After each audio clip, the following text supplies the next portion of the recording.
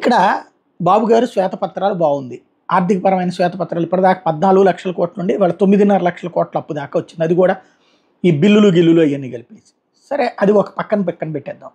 Concept ఏంటంటే నా హయాంలో 2014-19 ఆర్థిక వ్యవస్థ గాడిన పడింది. అదే జగన్మోహన్ రెడ్డి సర్వనాశనం చేశాడు కాబట్టి సూపర్ 6 పరిస్థితి ఏంటి, భయం వేస్తోంది. ఇది చంద్రబాబు గారు చెప్తున్నారు.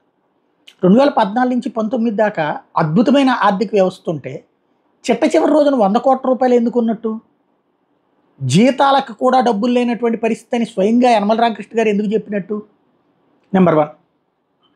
సరే పోనీ ఆర్థిక పరిస్థితుల్లో లోపల బాగుందేమో అనుకుందాం. మరి బాగుంటే డ్వాక్రా రుణమాఫీ ఎందుకు చేయలేదు? రైతు రుణమాఫీ ఎందుకు చేయలేదు? 5 ఏళ్ళు కూడా బాగాలేదనే కదా చెప్పింది. చిట్ట చివరి రోజు దాకా కూడా బాగాలేదనే కదా చెప్పింది. చివరికి పసుపు కుంకుమకి ఇచ్చింది 10,000 రూపాయలే కదా. 1,00,000 రూపాయలు ఎన్ని లక్షలు ఉంటే అన్ని లక్షలు ఏది నగలు తాకట్టు పెట్టినా కూడా తీసుకొస్తానని చెప్పి ఏమీ తీసుకురాకుండా రుణమాఫీ, రైతుల రుణమాఫీనేమో ఉద్యానవనాలకి లేకుండా లేకపోతే కమర్షియల్కి లేకుండా చేసి అదే సందర్భంలో లిమిట్ పెట్టేసి దాంతో కూడా లాస్ట్ 3 ఇయర్స్లో పూర్తి చేయక మరొక వైపున డ్వాక్రా రుణమాఫీ అస్సలు చేయకుండా ఆపేసి మరి అప్పుడు ఆర్థిక వ్యవస్థ బాగుంటామేంటి? బాగుంటే ఎందుకు చేయలేదు రుణమాఫీ?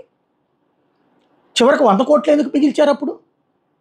మరి అదే జగన్మోహన్ రెడ్డి 100 కోట్ల రూపాయలతో పని ప్రారంభించి తను చెప్పినటువంటి నవరత్నాలకు సంబంధించి 45,000 కోట్ల రూపాయలు చొప్పున 5 ఏళ్ళు ఎట్లా కట్టగలిగాడు? ఏడాదికి 45,000 కోట్ల రూపాయలు చొప్పున ఎలా సాధ్యమైంది?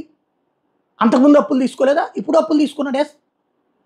అంటే ఒక నిజం అనేటువంటిది నిదానంగానే వస్తుంది, అబద్ధం అనేటువంటిది అందంగానే ఉంటుంది. ఇప్పుడు చెప్తున్నటువంటిది జగన్ అస్తవ్యస్తం చేశాడు. మరి జగన్ అస్తవ్యస్తం చేసిన నవరత్నాలని అమలు చేశాడే. అదే మనం అద్భుతంగా చేశామంటే మనమేమో అవి 2 కట్టలేదే.